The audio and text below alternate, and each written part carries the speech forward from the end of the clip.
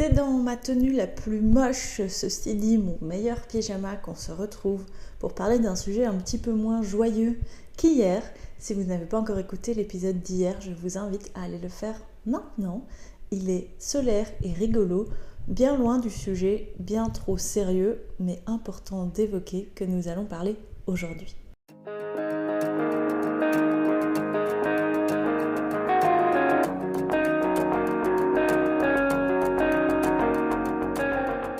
Hello la Team Tylo, j'espère que vous allez bien.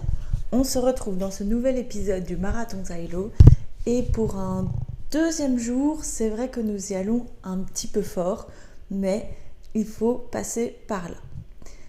Le temps où je ne vous ai rien podcasté n'est pas anodin, simplement parce que je n'en avais pas la force ni l'énergie, moins l'envie, parce que faire que des épisodes négatifs, alors que moi j'essaye de prôner le good vibes et la bonne humeur, la joie, etc., ça devenait un petit peu compliqué pour moi. C'est pour ça que si vous nous suivez sur YouTube, et j'espère que vous le faites, eh bien, les podcasts se sont transformés en vlogs bimensuels, et en fait, c'est le rythme qui me convient, ça me laisse le temps de vous tourner du contenu, peu importe lequel soit-il, qui me plaît, de qualité, et ça peut me permettre de me sortir un petit peu la tête de l'eau. On va faire un récapitulatif pour ceux qui n'auraient pas écouté les épisodes précédents. Mais voilà, il y a trop de mois que pour calculer, mais au mois de mai, j'ai changé de magasin, de poste. J'ai fait une évolution de carrière assez cool finalement. Et il va sans dire que j'étais pas 100% prête pour celle-ci. Et je vais peser mes mots tout au long de cet épisode parce qu'il y a des mots que je trouve sont beaucoup trop utilisés à mauvais escient et même si je pense que je m'en suis rapprochée, on va les évoquer mais on va pas, voilà, bref, je vais peser mes mots tout au long de cet épisode. Sachez que si vous êtes dans ce cas, il existe des numéros anonymes, des numéros d'urgence également, et bien sûr l'entourage fait énormément pour ça. Il y a rien à dire, je veux dire voilà, soyez toujours bien entourés, n'ayez pas peur de parler à votre entourage, que ce soit votre compagne, votre compagnon, votre famille, enfin bref, les gens autour de vous, vos amis et tout. Parce que le plus important dans ce genre de phase, c'est de absolument pas faire ce que moi j'ai fait. Et bref, je crois que le contexte est légèrement installé et je vais vous énoncer ce qui s'est passé un petit peu pendant cet été et finalement de pourquoi Thérapie Tylo, qui est, comme son slogan l'indique, la thérapie du bonheur, passe aussi par finalement des moments très down. Donc c'est parti. Les premières semaines dans ce nouveau challenge ont été hyper enrichissantes, voilà, j'ai super bien appris, etc. Mais c'est vrai que ça a été très fatigant. C'est un nouveau rythme de vie à prendre avec plus de trajets, plus de responsabilités, plus et toujours plus en fait finalement. Et pour être 100% honnête avec vous, parce que c'est aussi ça la thérapie, et pour mener à la thérapie du bonheur, c'est que j'étais clairement pas prête, même si je me pensais prête, je ne l'étais pas pour affronter un tel challenge. Il faut savoir que le magasin sur lequel j'ai été était probablement de loin l'ouverture la plus compliquée, même si c'est le plus petit magasin ouvert cette année, l'ouverture la plus compliquée que mon groupe ait pu connaître en termes de problèmes techniques, etc. Voilà, ils font une expansion très rapide pour vous mettre du cadre et je pense qu'ils ne sont pas tout à fait prêts à ça. Donc c'est vrai que nous, on en pâtit énormément. Et au-delà de ça, comme évoqué dans des épisodes précédents, l'équipe n'était pas du tout prête ni complète. Et donc c'est vrai qu'il y a eu énormément de charges pour moi. Et c'est vrai que moi, j'étais dans l'idée où tout allait bien se passer dans mon petit monde de bisounours comme sur mon magasin précédent. Et ça n'a pas du tout été le cas. Je me suis très vite épuisée, mentalement, physiquement, à un point où je voulais plus aller travailler, que j'en faisais des angoisses. Alors, certains psys diront que j'ai fait un burn-out. Je pense pas que les mots soient justes parce que c'était pas uniquement lié au professionnel, parce que tout l'un dans l'autre, en fait, les 4 mois de l'été ont été extrêmement compliqués au niveau et privé et professionnel. Et donc, tout l'un dans l'autre, j'ai probablement fait un bore-out, parce que le burn-out pour moi est uniquement lié à soit l'un, soit l'autre, mais pas les deux. Et moi je sais que si j'en suis arrivée à ce stade-là, c'est parce que les deux se sont mélangés de manière tout à fait légitime, comme en fait 90% des gens le vivent, et j'étais juste pas prête à ça. Et donc on va essayer de retracer de manière le plus claire, et vous savez que ce n'est pas mon fort, donc possible, tout ce qui s'est un peu passé lors de ces 5 derniers mois. Et puis sachez que je vais bien à l'heure actuelle, que tout le monde va bien, qu'on s'en remet et qu'on reprend notre petite routine quotidienne, ou enfin presque, on essaye, parce que voilà, on se remet doucement dans le train de la vraie vie. Mais c'est vrai que euh, ça a été assez compliqué, et voilà. Donc en mai, je change de magasin. Ça a été un challenge vraiment très challengeant, parce que c'est nouveau, où je quittais un peu mon mentor, qui était toujours là de loin bien évidemment, mais où je menais ma propre barque, où j'étais vraiment seule sur ce nouveau challenge. Alors non, bien évidemment avec une équipe plus ou moins complète pour le coup, mais assez seule dans le challenge. Et donc c'est vrai que c'est quelque chose qui est mentalement, sachez-le si c'est dans votre objectif, voilà, il faut mentalement être prêt à ça. Et je me suis rendu compte que je me reposais encore énormément sur mon mentor pour beaucoup de choses. Et en fait, j'ai dû juste apprendre à les gérer moi-même, et fort heureusement, parce que ça fait de moi la personne que je suis aujourd'hui. Mais ça n'a pas été sans vague, et ça a été assez compliqué. Je ne vais pas vous refaire toute l'histoire de ce qui s'est passé professionnellement, parce que je vous en ai déjà dédié tout un épisode à ça il y a quelques mois, je pense. Donc n'hésitez pas à aller l'écouter. Si vous avez encore des questions, je vous attends dans mes DM et j'y répondrai avec grand plaisir. Mais voilà, l'aventure Saint-Georges a été plus que négative, euh, parce que c'était voilà, pas prête, une clientèle que j'aimais pas spécialement, qui n'était pas dans mes valeurs, enfin beaucoup de choses qui font que je me suis un peu perdue dans cet univers qui n'est plus le mien. Et ça m'a permis de me rendre compte. Alors il faut savoir que moi j'ai un caractère assez franc, assez trempé, je suis assez entière comme personne, donc je vais pas me... Je me suis jamais confortée dans une situation qui ne me plaisait pas. Alors oui, il y a toujours ce moment où, eh bien, comme tout le monde, hein, je me dis ouais, je m'en sortirai jamais, et puis de toute façon la vie c'est ça. Et puis il y a cette petite voix en moi qui dit si t'aimes pas, tout est accessible à l'heure actuelle. Il faut juste consacrer quelques années, quelques mois de sa vie pour ça. Et, euh, et voilà. Alors c'est sûr qu'il y a beaucoup de sacrifices qui ont dû être faits, et à l'heure actuelle peuvent être parfois regrettables, mais voilà, dans tout ce que j'ai marqué, rien n'est définitif. Et ça, c'est quelque chose qui est très important, parce que sachez que quand vous prenez des décisions radicales pour votre vie, essayez de le faire, si au besoin, de manière définitive, et si pas, de manière temporaire, tel que moi je l'ai fait avec mes chevaux, avec des contrats temporaires de 2 ans.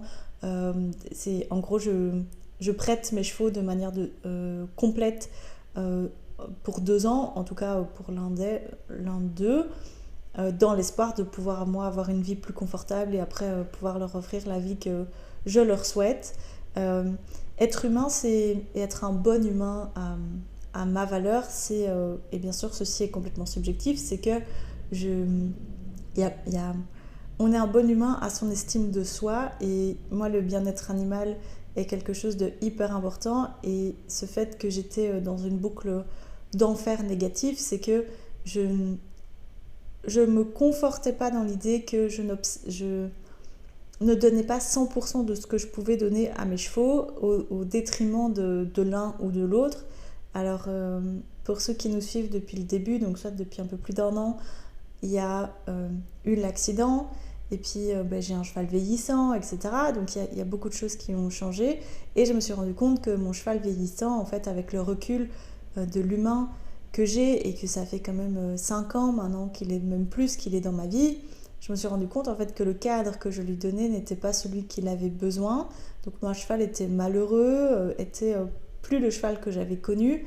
Et en toute honnêteté avec vous-même et avec moi-même, je me suis rendu compte que dans la position actuelle dans laquelle j'étais, je n'avais plus envie, en fait, de m'occuper de lui, parce que euh, ce que son corps me donnait encore la possibilité de faire, n'était plus en adéquation avec ce que moi j'avais envie de faire à ce moment-là. Alors bien sûr tout ça évolue et tout ça change, mais en fait il était juste égoïste de ma part de le garder près de moi. Et ça, de nouveau, il y a un épisode complet à ce sujet, donc n'hésitez pas à aller l'écouter, parce que voilà, ce serait trop long de vous faire tout. Et enfin bref, les décisions ont été prises de manière temporaire, fort heureusement pour moi, mais n'hésitez pas à le faire de manière forte et définitive. Hier, je me suis rendu compte que en fait, dans tout ça, il y avait beaucoup de choses qui influaient. Il y avait le professionnel, parce que j'étais pas heureuse dans le magasin où j'étais, et heureusement, il y avait des personnes très solaires avec moi pour me tenir la tête hors de l'eau. Il y avait le côté privé, où en fait, je me posais chaque question sur chaque centime de chaque dépense, et en faisant le calcul de mes dépenses, il y avait beaucoup de dépenses que je faisais de manière spontanée depuis des années en fait, parce que c'est des mécanismes que j'avais mis en place il y a des années où les moyens étaient différents, où j'avais pas ma maison, où j'avais pas tout ce que j'ai moyen de faire maintenant. Et en fait, c'était des choses auxquelles j'avais jamais réfléchi, et c'est des dépenses assez colossales sur lesquelles je m'étais jamais posé de questions, et finalement je comptais mon salaire au moindre centime, et c'est vrai que c'est assez angoissant parce que je veux mettre de l'argent de côté, et en fait je suis quelqu'un qui a énormément de projets, donc il y a tout ce côté projet où je me frustrais de ne pas pouvoir les avancer, mais d'un côté quand j'étais en congé, j'avançais pas dessus non plus parce que j'avais toujours mille trucs à faire, et donc il y a eu ce côté où j'ai eu ce besoin, cet épuisement m'a permis de me dire bah, ok, là en fait juste rends-toi compte de ce que tu as, de ce que tu veux encore faire. L'année n'est pas finie, ta vie n'est pas finie, tu n'as que 27 ans, et donc voilà, il y a encore mille choses à faire. Et d'un côté, la vie est courte et peut s'arrêter à tout moment, donc il y a ce côté profite, et ne te prive pas, mais je veux dire, je vais pas flinguer mon argent dans tous les sens, mais juste ne sois pas égoïste et vis. Si toi ce qui t'anime c'est les chevaux, et c'est mon cas, ça n'a aucune valeur, je n'ai aucune... Super, on est que le deuxième jour et déjà plus de mots. Euh, voilà, mettre un tiers de mon salaire dans mes chevaux, c'est quelque chose de normal, parce que c'est ce qui me rend heureuse, et j'ai pas besoin que les gens le comprennent, et ça je l'ai compris grâce à mon équipe. Voilà, parce qu'il y avait des gens qui mettaient des sommes aussi colossales que moi dans d'autres domaines, et ça m'a permis de me dire bah oui, mais en fait si moi ça me rend heureuse, quel est le problème pour eux que ça ne fonctionne pas. Voilà, j'ai pas besoin de me justifier à partir du moment où moi ça me rend heureuse. Donc là j'avais déjà fait un bon travail sur moi-même à ce niveau-là, et puis tous les objectifs sportifs, etc. Et puis est arrivée la blessure de Lucifer, qui m'a vraiment mis un gros coup au moral, parce que bah, c'est des années qui s'écroulent, des années de travail où ça fait un an qu'on travaille sur la confiance de l'un de l'autre, qu'on travaille sur beaucoup de choses, euh, l'équilibre, enfin tout, l'équilibre de notre couple, et ça s'effondre en 2 secondes suite à une blessure. Alors, fort heureusement, moins grave que ce qu'il n'en était évoqué précédemment lors de la première visite vétérinaire. Il aura fallu 3 avis vétérinaires différents pour retrouver mon cheval. Et ça, de nouveau, bah, voilà, si je fais le calcul, j'ai dépensé presque 2000 € de frais vétérinaires pour mon cheval, et c'est pas grave. Je veux dire, c'est pas des dépenses qui me semblent horribles, ou de me dire oh, j'ai mis 2000 €. Alors c'est sûr que quand on fait le contexte, on se dit bah oui, mais c'est ce que vous mettriez tout à fait naturellement si vous êtes parent de petits humains dans des soins de votre petit humain. Donc voilà, il faut aussi que j'accepte que les gens n'acceptent pas mon mode de vie, et c'est pas grave, parce que moi c'est ce qui me rend heureuse. Et donc c'est vrai que tout l'un dans l'autre, eh bien j'étais ric-rac au niveau salarial, parce que je mettais tout mon argent dans les soins de mon cheval. Ça me pesait énormément de me dire en fait je fais des kilomètres, il y a beaucoup de choses pour juste rien. Je les faisais un peu dans le vent, parce que c'était il est toujours pas droit, il est toujours pas droit, ça va toujours pas. Donc je voyais pas vraiment le bout du tunnel, et je ne savais pas quand j'allais quitter mon enfer professionnel.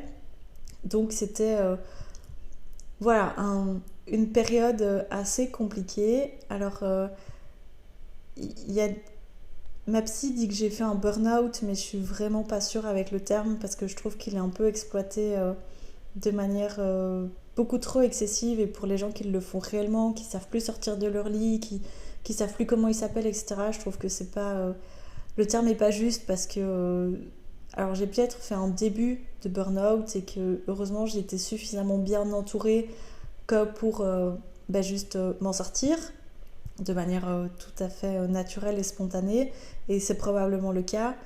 Euh, Parce que c'est sûr que de faire des crises d'angoisse avant d'aller travailler, de pleurer en ouvrant la porte, de se dire bah, qu'est-ce que je fais là, j'aimerais juste être ailleurs, c'est pas normal. Alors je sais que pour beaucoup c'est la vie, juste le travail paye les factures et les loisirs et moi c'est pas mon objectif de vie donc ça m'a permis de me dire bah ok peut-être que j'ai fait le tour de ma carrière et que je suis arrivée au stade auquel je voulais arriver, soit gérante d'un magasin et finalement ce boulot ne me plaît pas comme je le pensais et c'est peut-être pas mon boulot définitif parce qu'à l'heure actuelle je connais très peu de gens qui font encore 10 ans d'affilée la même chose, alors c'est encore le cas mais je vous avoue que moi je me vois pas faire 10 ans la même chose.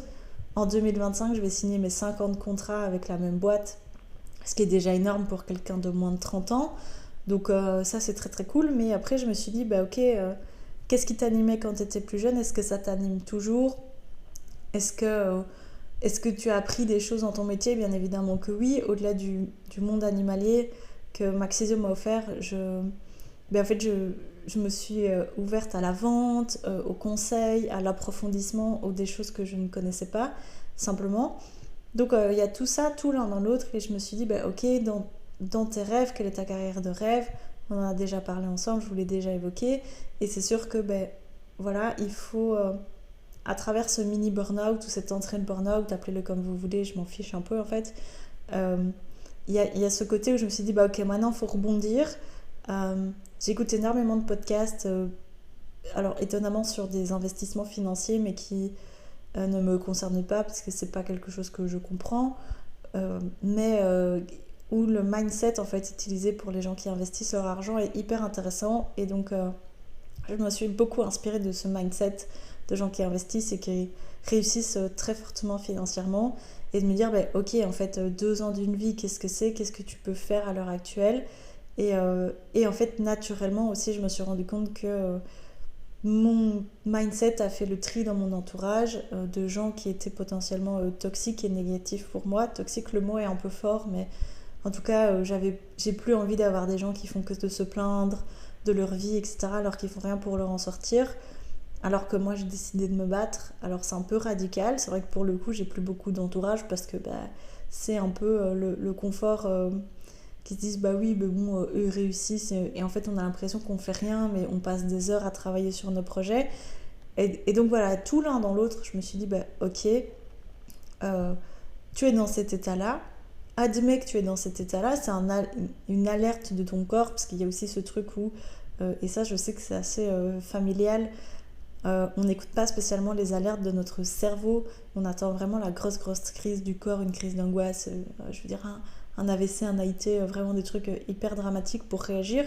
Et je me suis dit, ok, moi là j'ai compris, mon corps m'envoie des signaux où je suis tout le temps fatiguée, j'ai plus envie d'aller travailler alors que j'aime bien mon métier. Enfin, il y a plein de choses qui font que je me suis mise en alerte et mon corps m'a mise en alerte. Et là, je me suis dit, ok, en fait, juste utilise cette alerte pour quelque chose de positif et fais-en quelque chose de positif. Et c'est vrai que le fait de me dire, ok, ma carrière, elle n'est pas bloquée ici et que je reprenne les cours et tout, et en fait, automatiquement, la moitié de mon cerveau s'est désembrumée. Et l'autre moitié s'est désembrumée quand j'ai pu quitter le magasin de Saint-Georges, ou en tout cas quand il n'était plus de ma responsabilité. Donc voilà, il y a beaucoup de choses comme ça à mettre en place. Alors cet épisode était un peu brouillon, je vous l'avoue. C'est pas grave, on fait avec, mais sachez juste que votre corps vous envoie des alertes tout le temps en fonction de vos capacités. On a tous des tolérances différentes. Et juste écoutez-les. Alors je sais que c'est un peu bateau venant de quelqu'un qui vous dit j'ai fait une entrée de burn-out, mais n'ayez pas peur de mettre des certificats à votre employeur si vous ressentez le besoin. Alors de nouveau, pas de manière abusive. Ayez une conscience collective, ayez une conscience professionnelle. Prenez du repos si vous en avez besoin. Faites-vous suivre si vous en avez besoin. Se faire suivre ne veut pas dire que vous êtes fou. Ça veut juste dire que vous avez besoin d'un avis extérieur et neutre. L'entourage est hyper important, mais l'entourage il veut toujours le meilleur pour nous avec son propre avis et son propre envie. Donc en fait, c'est jamais très objectif, c'est toujours très subjectif en fonction des attentes qu'ils ont de vous et de leurs propres attentes. Donc voilà, juste, je peux me mettre à votre place et je peux comprendre. Et juste épanouissez-vous parce que c'est le plus important. Ce que vous voyez, et je terminerai avec ça, c'est que ce que vous voyez en règle générale, particulièrement sur les réseaux sociaux, c'est que la sortie de l'iceberg et vous voyez jamais la montagne du travail qu'il y a derrière.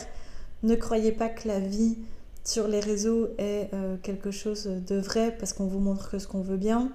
Alors bien sûr, moi pour ma part j'essaye de vous partager du positif et du négatif, mais c'est sûr que je vais beaucoup moins vous partager le négatif parce que ça me peine, ça me touche et que j'ai pas envie de vous faire rentrer dans ma cercle privé, ultra privé. J'ai envie de me préserver également de cette toxicité des réseaux. Donc en fait, juste kiffez votre vie. Si vous sentez le besoin de changer de vie, faites-le parce que oui, même si ça fait peur, c'est qu'un mindset et si vous pensez que vous pouvez y arriver, vous y arriverez. Et puis voilà, je vous fais plein de gros bisous et on se retrouve demain pour un nouvel épisode ensemble. Ciao!